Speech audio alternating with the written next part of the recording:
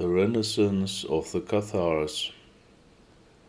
The Cathars perceived themselves as the good Christians. Their doctrine was Gnostic dualistic.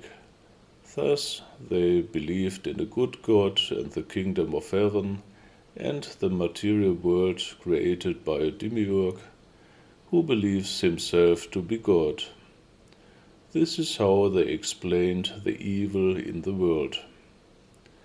As children of the true God, it was natural for them to lead an exemplary life as good people in service to their fellow human beings. Thus, they were popular and appreciated everywhere. The Catholic Church perceived them as heretics and a threat, which then led to their persecution and extermination. Shortly before their extinction, it was prophesied that the Cathars would return after 700 years, which corresponds to the current time.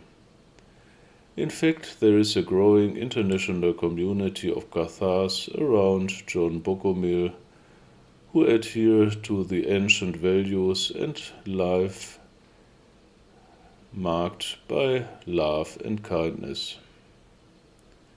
Lars Moule is another representative of the ancient Cathars and has brought out ancient knowledge in his books. He had his own spiritual teacher in the Cathar territory in the south of France. Lars Moule presents the role of Mary Magdalene as an initiate and wife of Jesus, as she lived and taught in southern France. He also describes here the healing by the Holy Spirit, which was practiced by Mary Magdalene and is taught today by Lars Moule. The Cathars represent a highly spiritual form of Christianity, where worship of the divine feminine plays a major role and spiritual healing through the Holy Spirit is taught. If we look at the history of the Occident in particular, we see the masculine imprint and the absence of the feminine antipole. The male principle is associated with strength, but also with violence, dominance, and war. Thus, for centuries, the balance of the feminine principle, which is loving, nurturing, compassionate, and healing, has been missing. The Cathars, as well as the Templars, perceived this and showed it through the veneration of Mary Magdalene.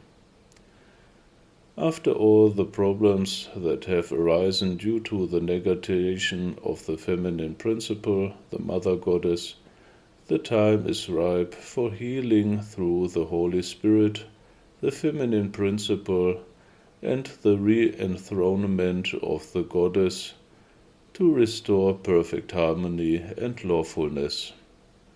The rebirth of the Cathars supports the healing of the world, and they are also now again the bonhomme, the good people who can serve as an example to others.